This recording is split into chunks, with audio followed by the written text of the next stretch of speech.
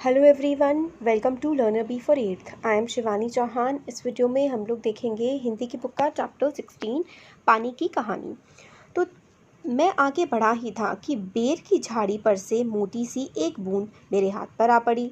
मेरे आश्चर्य का ठिकाना ना रहा जब मैंने देखा कि ओस की बूंद मेरी कलाई से सरक कर हथेली पर आ गई। मेरी दृष्टि पड़ते ही वह ठहर गई। थोड़ी देर में मुझे सितार के तारों की सी झंकार सुनाई देने लगी। मैंने सोचा कि कोई बजा रहा होगा। चारों ओर देखा, कोई नहीं। फिर अनुभव हुआ कि यह स्वर मेरी हथेली से निकल रहा है। ध्यान से देखने पर मालूम हुआ कि बूंद के दो कण हो गए हैं और वे दोनों हिल हिल कर यह स्वर उत्पन्न कर रहे हैं, मानो बोल रहे हों। तो इसमें देखिए जो कविता ये हैं कहानीकार, ये कहते हैं कि मैं थोड़ा सा आगे बढ़ा था कि बेर होता है ना, बेर का पेड़ जो बेर खाते हैं उसकी झाड़ी सी होती है, क्योंकि उसमें काफ़ी ज़्यादा कांटे होते हैं, पत्ते बहुत छोटे होते हैं। तो उसमें से कवि नहीं, कहानीकार कहते हैं कि वहाँ से ना एक बिल्कुल मोती जैसा एक बूंद जो है मेरी हथेली पर आकर के टपक गई। मुझे काफ़ी ज़्यादा आश्चर्य हुआ कि मतलब ये क्या हुआ एकदम से। फिर वो हाथ पे टपकी थी और सरक करके खिसक कर मेरी कलाई से सरक कर हथेली पर। हथेली क्या होता है, जो आप अपना हाथ सीधा करते हैं तो बीच में होती है ना, पता ही होगा सबको, है ना, हथेली। तो ये कहते हैं कि मेरी आंख उस बूंद पर पड़ी और वो वहाँ पर जा कर के रुक गई। थोड़ी देर बाद मेरे को ऐसा लगा जैसे कहीं पर सितार बज रहा हो। मैंने इधर उधर देखा कि सितार तो कोई बजा नहीं रहा था। सितार एक इंस्ट्रूमेंट होता है, म्यूजिकल इंस्ट्रूमेंट, तो वो तो कोई बजा नहीं रहा था। फिर मेरा ध्यान अपनी हथेली की तरफ गया तो मैंने देखा कि अब मेरे हाथ पर ओस की दो बूंदें हैं जो आपस में हिल रही हैं ना, टकरा रही हैं। तो ऐसा लग रहा है कि सितार जैसी आवाज़ निकाल रही हों। और जो ये राइटर हैं ये कहते हैं, मेरे को तो ऐसा लग रहा था कि वो आपस में बोल रही हैं। उसी सुरीली आवाज़ में मैंने सुना, सुनो सुनो। ठीक है, मैं चुप था। फिर आवाज़ आई, सुनो सुनो। अब मुझसे ना रहा गया, मेरे मुख से निकल गया, कहो कहो। तो एकदम से देखिए यहाँ पर दिखाते हैं कि ओस की बूंद जो है, ये राइटर जो है इनके हथेली पर है और इनको आवाज़ आ रही है जैसे कि हथेली पर से कोई कह रहा है सुनो सुनो। फिर ये कहते हैं कि पहले तो मैंने कुछ जवाब नहीं दिया, फिर दोबारा से आवाज़ आई, सुनो सुनो। तो जो राइटर है उन्होंने कह ही दिया कि हाँ अच्छा ठीक है, कहो कहो, बोलो क्या बात है। ओस की बूंद मानो प्रसन्नता से हिली और बोली, मैं ओस हूँ। तो ओस की बूंद ने बोला, वो खुश होकर के हिलने लगी। जब राइटर ने कहा कि ठीक है बोलो क्या बोलना चाहते हो, तो उसने कहा कि मैं ओस की बूंद हूँ। तो राइटर कहते हैं, मैंने कहा मैं जानता हूँ, लोग मुझे पानी कहते हैं, जल भी। फिर राइटर ने फिर से कहा, ठीक है भाई, मालूम है, मैं बेर के पेड़ में से आई हूँ। ठीक है, झूठी, मैंने कहा और सोचा, बेर के पेड़ से क्या पानी का फव्वारा निकलता है। फिर एकदम से इसने कहा, जब ओस की बूंद ने राइटर से कि मैं जो है बेर के पेड़ से आई हूँ, तो एकदम राइटर ने कहा, झूठी, क्या कोई बेर के पेड़ में क्या कोई फव्वारा निकलता है जो तुम बेर के पेड़ में से आई हो। फव्वारा फाउंटेन है ना, जैसे पानी निकलता है।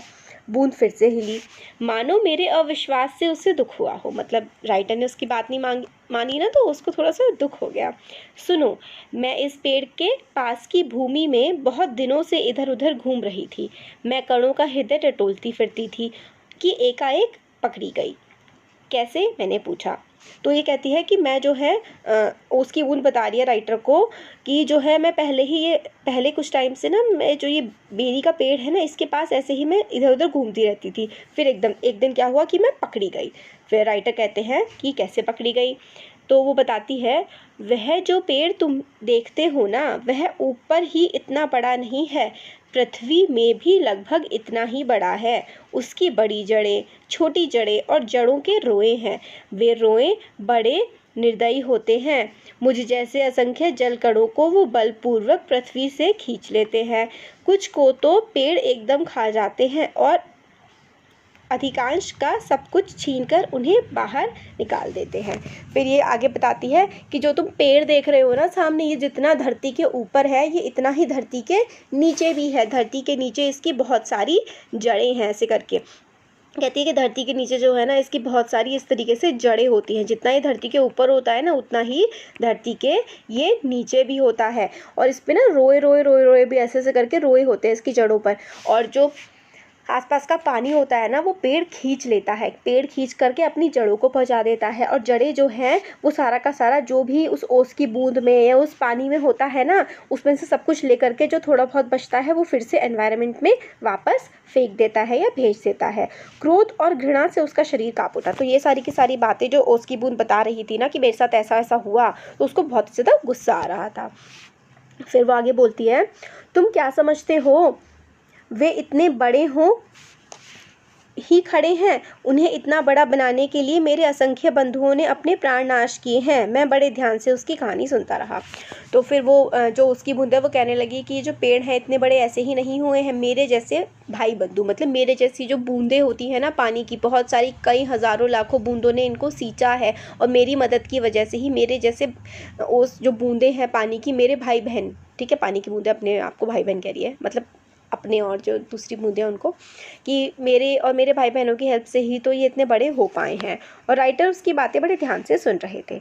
फिर आगे वो कहती है, हाँ तो मैं भूमि के खनिजों को अपने शरीर में घुलाकर आनंद से फिर रही थी कि दुर्भाग्यवश एक रोई से मेरा शरीर छू गया। मैं कांपी, दूर भागने का प्रयास किया, परंतु वे पकड़कर छोड़ना नहीं जानते। मैं रोए में खींच ली गई। फिर ये कहती है जो पानी की बूंद है कि मैं जो है ज़मीन पर आराम से घूम रही थी, और जो ज़मीन की सुंदर सुंदर चीज़ें हैं, खनिज जो हैं, को अपने शरीर से घुलाकर आनंद से फिर रही थी। मतलब अब पूरी जो एनवायरनमेंट था ना उसका मज़ा ले रही थी। बट क्या हुआ एकदम से कि जो एक जड़ ने मुझे पकड़ लिया, और एक बार जो जड़ वो पकड़ लेती है पानी को तो फिर वो छोड़ती रही है। तो उसने मुझे पकड़ लिया और उसने मुझे छोड़ा नहीं, और मुझे अपने अंदर खींच करके ले गया। फिर क्या हुआ, अब राइटर कहते हैं कि अच्छा तुम्हें अंदर खींच करके ले गया, उसके बाद क्या हुआ? तो मेरी उत्सुकता बढ़ती जा रही थी। राइटर कहते हैं कि मैं मतलब जानना चाह रहा था कि जो पानी की बूंद है, ओस की बूंद है, वो क्या बताएगी और आगे। तो पानी की बूंद या उसकी बूंद जो है वो बताती है, मैं एक कोठरी में बंद कर दी गई। मतलब वो जो जड़ थी उसने मुझे खींच लिया और फिर मुझे एक कोठरी में बंद कर दिया। थोड़ी देर बाद ऐसा जान पड़ा कि कोई मुझे पीछे से धक्का दे रहा है, और कोई मानो हाथ पकड़कर आगे को खींच रहा है। मेरा एक भाई भी वहां लाया गया। उसके लिए स्थान बनाने के कारण मुझे दबाया जा रहा था। आगे एक और बूंद मेरा हाथ पकड़कर ऊपर खींच रही थी। मैं उन दोनों के बीच पिस चली। फिर ये कहती हैं कि जब मेरे को उस जो जड़ थी, उसके रोए जो थे जड़ के, उसने जब मुझे अपने अंदर खींच लिया था तो एकदम कोठरी सी में मुझे बंद कर दिया गया। और फिर उसके बाद थोड़ी देर बाद मेरा भाई भी वहाँ पर आ गया, और वहाँ पर पहले से ही एक ओस की बूंद थी, तो वो मुझे अपनी तरफ खींच रही थी, और जो मेरा जो भाई था वो मुझे अपनी तरफ खींच रहा था। तो ऐसा लग रहा था जैसे कि मैं उन दोनों के बीच में पिस सी गई हूँ।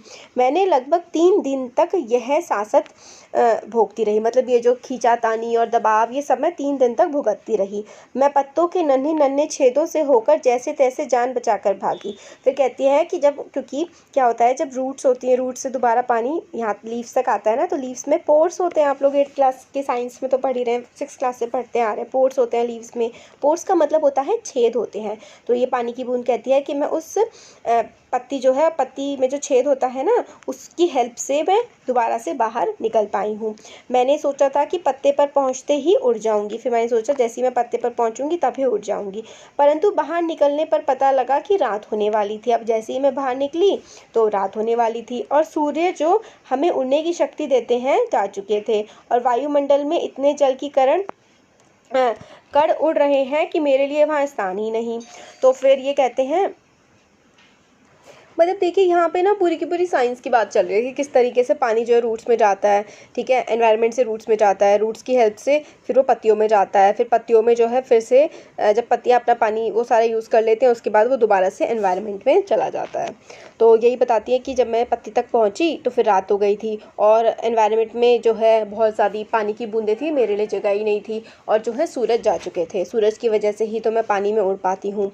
तो फिर कहती है मैं अपने भाग्य को कोसने लगी और पत्ते पर ही सिकुड़ कर पड़ी रही। अभी जब तुमने देखा तो जान में जान आई और रक्षा पाने के लिए तुम्हारे हाथ पर कूद पड़ी। और फिर कहती है कि मैं जो है पत्ते की पत्ते के ऊपर थी बूंद की तरह, और मतलब जैसे मैंने तुम्हें देखा तो मेरी जान में जान आई और मैं तुम्हारे हाथ पर कूद पड़ी। इसलिए इस दुख तथा भागपूर्ण कहानी का मुझ पर बड़ा प्रभाव पड़ा। मैंने कहा, जब तक तुम मेरे पास हो कोई पत्ता तुम्हें ना छू सकेगा।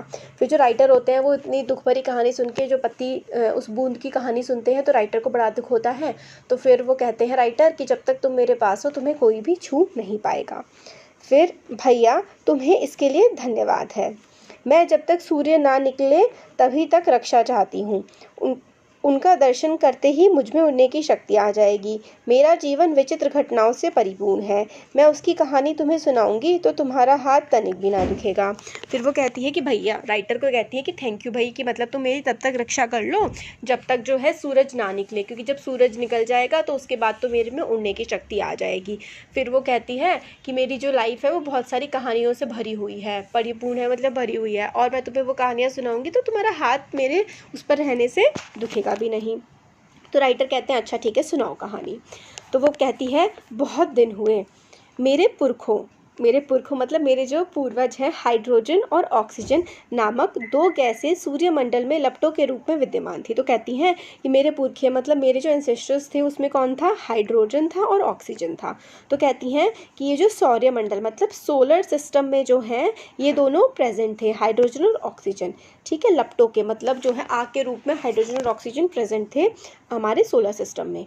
सूर्यमंडल अपने निश्चित मार्ग पर चक्कर काट रहा था। वे दिन थे जब हमारे ब्रह्मांड में उथल पुथल हो रही थी, अनेक ग्रह और उपग्रह बन रहे थे।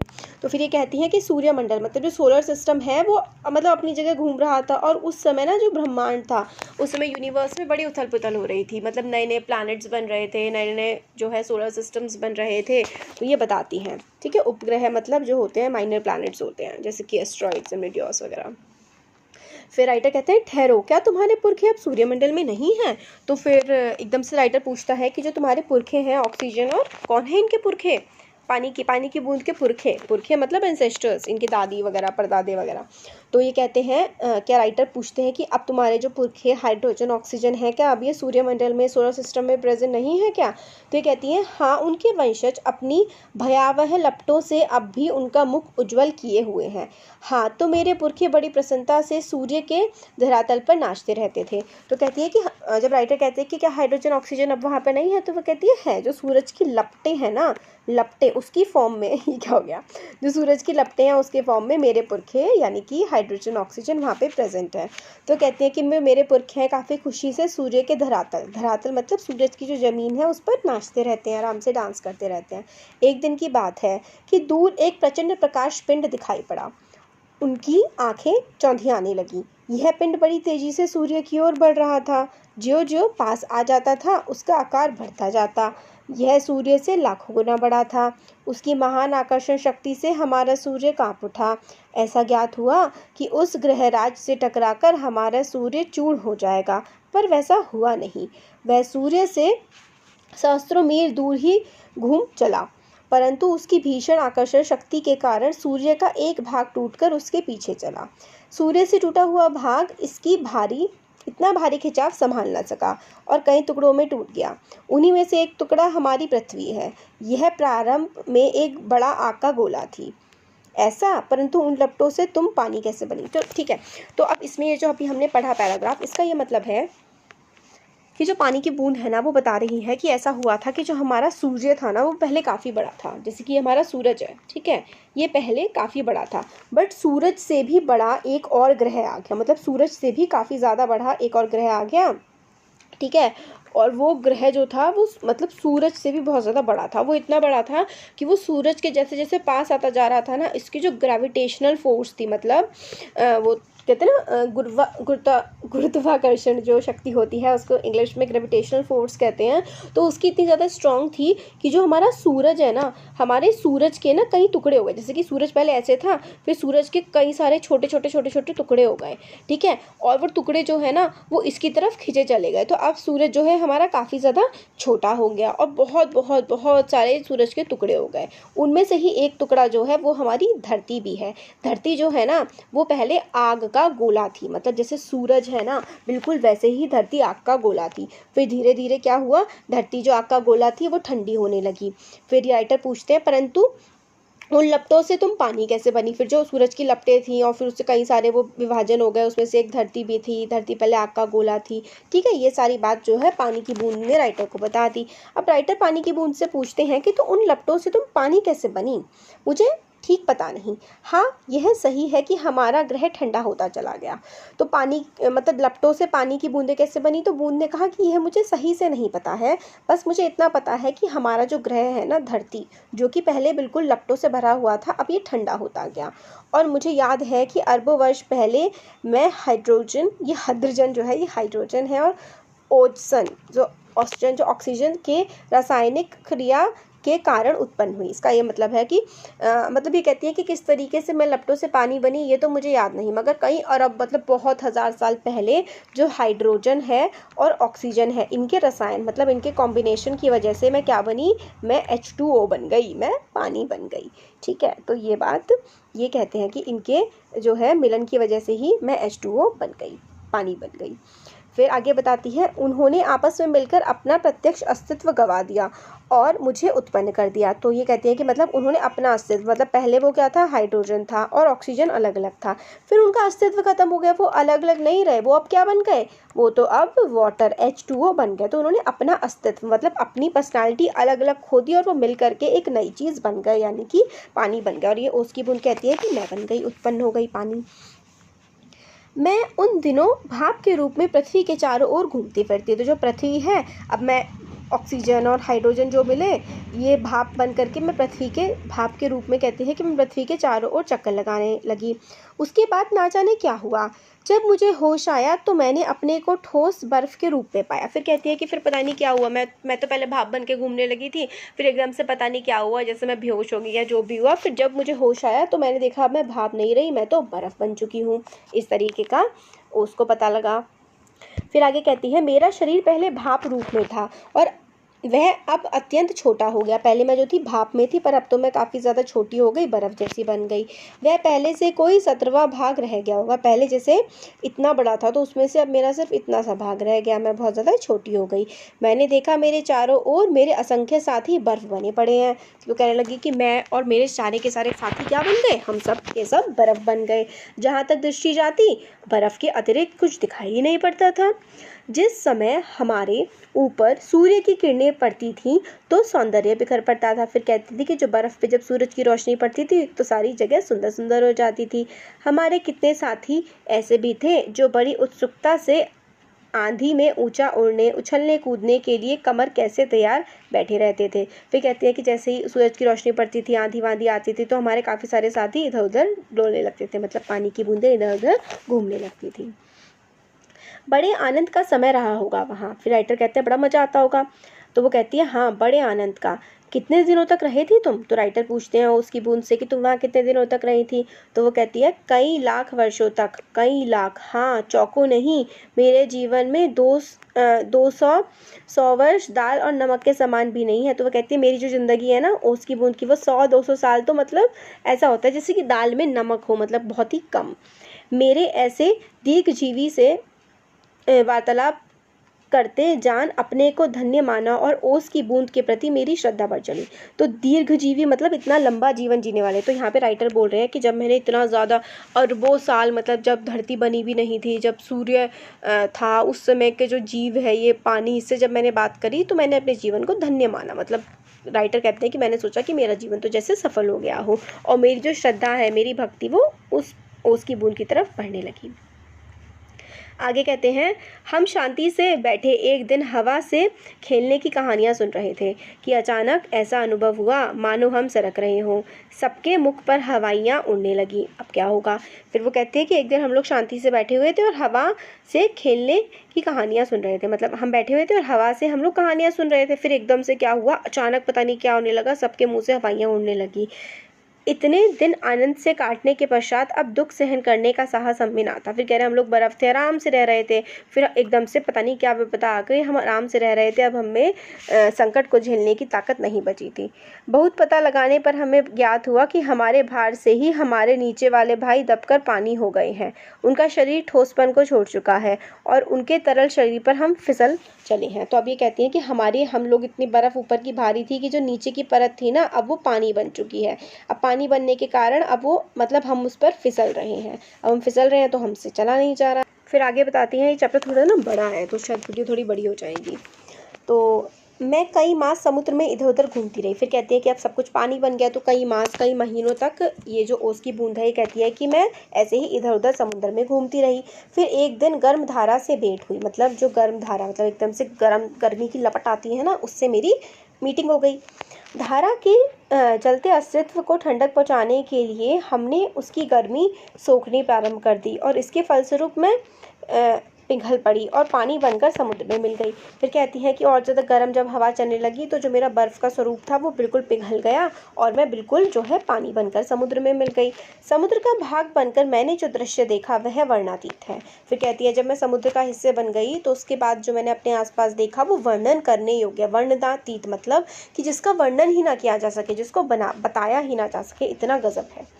मैं अभी तक समझती थी कि समुद्र में केवल बंधु बांधवों का ही राज्य है। फिर कहती है कि मेरे को लगता था कि समुद्र में सिर्फ हम जैसे पानी पानी है और कुछ है ही नहीं, परंतु अब पता लगा कि समुद्र में चहल पहल वास्तव में दूसरे ही जीवों की है और उसमें निरा नमक भरा पड़ा है। कहती है कि पहले मेरे को लगता था समुद्र में सिर्फ पानी पानी है, बट अब तो समुद्र में बहुत सारे जीव दिखते हैं मुझे और पूरे में क्या है, समुद्र में तो नमक, समुद्र का जो पानी है उसमें तो नमक भरा पड़ा है। पहले पहल समुद्र का खारापन मुझे बिल्कुल नहीं भाया, जी मचलाने लगा, पर धीरे धीरे सब सहन हो चला। तो कहती है पहले पहले जब मैंने समुद्र के पानी को झेला तो मेरे से झिला नहीं, बट फिर धीरे धीरे नॉर्मल हो गया। कौन? ओस की बूंद ये सारी बातें कर रही है। एक दिन मेरे जी में आया कि मैं समुद्र के ऊपर तो बहुत घूम चुकी हूँ, भीतर चलकर भी देखना चाहिए। तो समुद्र के ऊपर ऊपर तो मैंने बहुत देख लिया, अब इसका अंदर जाके भी देखूँ कि क्या है। इस कार्य के लिए मैंने गहरे जाना प्रारंभ कर दिया। फिर कहती है कि मैंने अंदर की तरफ समुद्र की गहराई में जाना शुरू कर दिया। मार्ग में मैंने विचित्र विचित्र जीव देखे। मैंने अत्यंत धीरे धीरे रेंगने वाले घोंगे, जालीदार मछलियाँ, कई कई मनभावी कछुए और हाथों वाली मछलियाँ देखी। एक मछली ऐसी जो मनुष्य से कई गुना बड़ी थी, उसके 8 हाथ थे, वह इन हाथों से अपने शिकार को जकड़ लेती थी। फिर कहती है कि मैंने कई कई तरीके के जीव देखे, कछुए, मछलियाँ, एक मछली तो बहुत बड़ी थी जो इंसान से भी बड़ी थी, अपने शिकार को अपने 8 हाथों से पकड़ लेती थी। फिर ये कहती है कि मैं और गहराई में जाने लगी। मैं और गहराई की खोज में किनारों से दूर हो गई तो मैंने एक ऐसी वस्तु देखी कि मैं चौंक पड़ी। अब तक समुद्र में अंधेरा था, सूर्य का प्रकाश कुछ ही भीतर तक पहुंच पाता था और बल लगाकर देखने के कारण मेरे नेत्र दुखने लगे थे। मैं सोच रही थी कि यहाँ पर जीवों को कैसे दिखाई पड़ता होगा कि सामने ऐसा जीव दिखाई पड़ा मानो कोई लालटेन लिए घूम रहा हो। यह एक अत्यंत सुंदर मछली थी।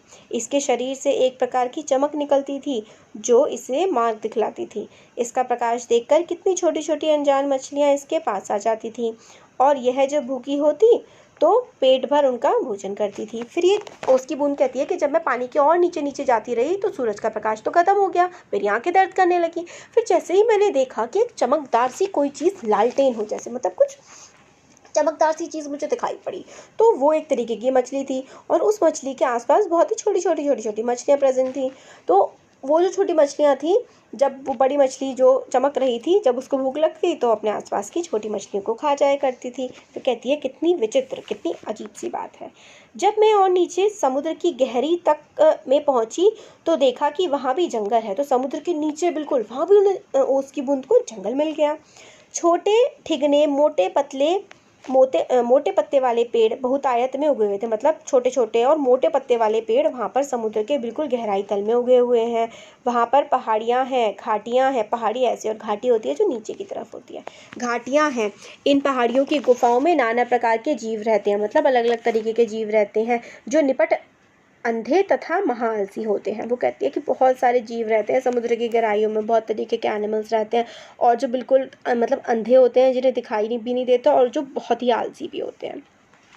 यह सब देखने में मुझे कई वर्ष लगे। जी में आया कि ऊपर लौट चलें, परंतु प्रयास करने पर जान पड़ा कि यह असंभव है। मतलब इतनी ज़्यादा नीचे आ गई थी कि अब इसे लगा कि अब ऊपर तो जा ही नहीं पाएगी। मेरे ऊपर पानी की कोई 3 मील मोटी तह थी। मैं भूमि में घुसकर जान बचाने की चेष्टा करने लगी। यह मेरे लिए कोई नई बात न थी। करोड़ों जलकण इसी भांति अपनी जान बचाते हैं और समुद्र का जल नीचे धंसता जाता है। कि मतलब मैं किसी तरीके से जान बचाने के लिए ऊपर जाना चाह रही थी, बट बड़ी मुश्किल हो रही थी। मैं अपने दूसरे भाइयों के पीछे पीछे चट्टान में घुस गई। कई वर्षों में कई मील मोटी चट्टान में घुसकर हम पृथ्वी के भीतर एक खोखले स्थान में निकले और एक स्थान पर इकट्ठा होकर हम लोगों ने सोचा कि क्या करना चाहिए। कुछ की सम्मति में वहीं पड़ा रहना ठीक था, परंतु हम में कुछ उत्साही युवा भी थे। वे एक स्वर में बोले, हम खोज करेंगे, पृथ्वी के हृदय में घूम घूम कर देखेंगे कि भीतर क्या छुपा हुआ है। तो भाई इनको लगा कि भाई नीचे जाएं ऊपर जाएं, इनको समझ ही नहीं आ रहा था। तो इन्हें ना मतलब बिल्कुल समुद्र के अंदर एक पहाड़ी जैसी मिली, उसमें थोड़ी सी खोखरी सी जगह थी जिसमें ये सारी के सारी बूंदें जो है मिल करके इन्होंने सोचा कि भाई क्या किया जाए। तो कुछ जो बूढ़ी बूंदें थी उन्होंने कहा कि भाई अब तो हम यहीं रहेंगे, बट कुछ जो है उत्साही कुछ यंग बूंदें थी उन्होंने कहा कि भाई हम तो पूरा देखेंगे कि पृथ्वी में और क्या क्या छुपा हुआ है, हम तो पूरी पृथ्वी को घूमेंगे। फिर आगे कहते हैं, अब हम शोर मचाने लगे। आगे बढ़े तो एक ऐसे स्थान पर पहुंचे जहां ठोस वस्तु का नाम ही ना था। बड़ी बड़ी चट्टानें लाल पीली पड़ी थीं और नाना प्रकार की धातुएं इधर उधर बहने को उतावली हो रही थीं। इसी स्थान के आसपास एक दुर्घटना होते होते बची। हम लोग अपनी इस खोज से इतने प्रसन्न थे कि अंधाधुंध बिना मार्ग देखे बढ़े चले जाते थे। इससे अचानक एक ऐसी जगह जा पहुँचे जहाँ तापक्रम बहुत ऊंचा था। यह हमारे लिए असहनीय था। हमारे अगुआ कांपे और देखते देखते उनका शरीर ओजोन और हाइड्रोजन में परिवर्तित हो गया। इस दुर्घटना से मेरे कान खड़े हो गए। मैंने अपने और बुद्धिमान साथियों के साथ एक ओर निकल भागी। तो फिर कहते हैं कि हम लोग भागते भागते भागते भागते एक ऐसी जगह पहुंच गए जहाँ पर मतलब कुछ भी नहीं था, जहाँ पर मतलब बिल्कुल मार्ग में कुछ भी समझ नहीं आ रहा था। जो चट्टानें थी वो लाल पीली सी थी और बहुत सारे हमारे जो साथी हैं वो तो हाइड्रोजन और ऑक्सीजन में एक दोबारा से कन्वर्ट हो गए, बट हम लोग जो है किसी तरह कुछ लोग वहाँ से बच करके भागे। हम लोग अब एक ऐसे स्थान पर पहुँचे जहाँ पृथ्वी का गर्भ रह रह कर हिल रहा था। फिर कहते हैं कि हम लोग ऐसी जगह पर पहुँच गए जहाँ पर पृथ्वी का गर्भ मतलब बिल्कुल बेस जो है वो बहुत ज़्यादा हिल रहा था। एक बड़े ज़ोर का धड़ाका हुआ। हम बड़ी तेज़ी से बाहर फेंक दिए गए, मतलब इतनी तेज़, जैसे वोल्केनो वाले रीजन में एक्चुअली ये लोग पहुंच गए थे, क्योंकि समुद्र में वोल्केनोज भी होते हैं ना, तो ये वोल्केनो वाले रीजन में पहुंच गए थे। तो ये कहते हैं कि वहीं पर एक बहुत ज़्यादा धड़ाका सा हुआ और हम जो है ओशन के अब ऊपर आ गए। हम ऊंचे आकाश में उड़ने लगे। इस दुर्घटना से हम चौंक पड़े। अब वोल्केनो में धक्के की वजह से ये ऊपर पहुंच के आकाश में उड़ने लगे और उनको काफ़ी ज़्यादा चौंक गए कि हो क्या गया। पीछे देखने से पता लगा कि पृथ्वी जो है वो फट गई है और उसमें धुआं, रेत, पिघली धातुएं तथा लपटें निकल रही हैं। यह दृश्य बड़ा ही शानदार था और इसे देखने की हमें बार बार इच्छा होने लगी। फिर जो मतलब वोल्केनोज फटे ना और मतलब सब कुछ धुआं हो गया, रेत और धातुएं मतलब मेटल्स वगैरह पिघली हुई इधर उधर पड़ी हुई थी, तो इसको बड़ा अच्छा लगा और इसको लगा कि बार बार देखने का मन करने लगा। अब कहती है कि मैं समझ गया, तुम ज्वालामुखी की बात कर रही हो। तो राइटर ने कहा कि अच्छा, तुम ज्वालामुखी वोल्केनो की बात कर रही हो। हाँ, तुम लोग उसे ज्वालामुखी कहते हो। जब हम ऊपर पहुंचे तो हमें एक और भाप का बड़ा दल मिला। हम गरजकर आपस में मिले और आगे बढ़े। फिर कहने लगे कि हम लोगों को भाप मिली तो हम लोग सारे के सारे एक साथ मिल गए और आगे बढ़ने लगे। पुरानी सहेली आंधी के भी हमें यहाँ दर्शन हो गए। आंधी भी मिल गई। वह हमें पीठ पर लादे कभी उधर तो कभी इधर ले जाती। वह बड़े आनंद के दिन थे। हम आकाश में स्वच्छंद किलोले करते फिरते। फिर कहते कि बड़ा अच्छा टाइम था कि हम लोग जो है आकाश में ऐसे ही इधर उधर घूमा करते थे। बहुत से भाप जल कणों के मिलने के कारण हम बाहरी हो चले और नीचे झुक गए और एक दिन बूंद बनकर नीचे कूद पड़े। फिर कहते हैं कि हम लोग जो है बूंद बूंद अलग अलग थी, फिर हम सब इकट्ठे हो गए और एक दिन इतने भारी हो गए कि फिर से धरती पर ही बूंद बन करके गिर पड़ी। मैं एक पहाड़ पर गिरी और अपने साथियों के साथ मैली कुचैली हो गई। तो कहती है कि मैं जो है पहाड़ पर गिरी और बड़ी गंदी सी हो गई। पहाड़ों में एक पत्थर से दूसरे पत्थर पर कूदने और किलकारी मारने में जो आनंद आया वो भूला नहीं जा सकता, कि मतलब बड़ा मज़ा आ रहा था पहाड़ों पर। हम एक बार ऊंची शिखर पर से कूदे और नीचे एक चट्टान पर गिर पड़े। बेचारा पत्थर हमारे प्रहार से टूटकर खंड खंड हो गया। फिर कहते कि हम लोग सब इतनी तेज़ी से गिरे कि पत्थर भी टूट गए हमारी उससे चोट से। यह जो तुम इतनी रेतें देखते हो, पत्थरों को चबा चबा कर हम ही बनाते हैं। फिर कहते हैं जो तुम्हें रेत मिलती है ना, ये पत्थरों को चबा कर, मतलब पत्थरों को तोड़ तोड़ कर पानी की बूंदें ही तो बनाती हैं। जिस समय हम मौज में आते हैं तो कठोर से कठोर वस्तु हमारा प्रहार सहन नहीं कर पाती। मतलब चाहे कितनी भी कठोर वस्तु हो, पानी उसको काट करके रख देता है। अपनी विजयों से उन्मत्त होकर हम लोग इधर उधर बिखर गए, मतलब अपनी जीत से खुश होकर हम लोग इधर उधर बिखर गए, सारी बूंदें जो है थी। मेरी इच्छा बहुत दिनों से समतल भूमि देखने की थी, मतलब प्लेन भूमि देखने का मन कर रहा था वो उसकी बूंद का। इसलिए मैं एक छोटी धारा में मिल गई। सरिता के वे दिवस बड़े मज़े के थे। हम कभी भूमि को टकराते, कभी पेड़ों को खोखला कर उसे गिरा देते। बहते बहते मैं एक दिन एक नगर में के पास पहुंच गई। मैंने देखा कि नदी के तट पर एक ऊंची मीनार में कुछ काली काली हवा निकल रही है।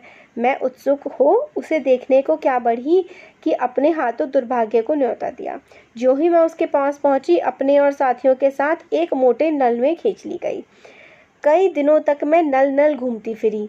मैं प्रति क्षण उसमें से बाहर निकलने की चेष्टा में लगी रहती। भाग्य मेरे साथ था। बस एक दिन रात के समय मैं ऐसे स्थान पर पहुंची जहां नल टूटा हुआ था। मैंने तुरंत उसमें होकर निकल भागी, पृथ्वी में समा गई। अंदर ही अंदर घूमते घूमते इस बेर के पेड़ के पीछे आ पहुंच गई।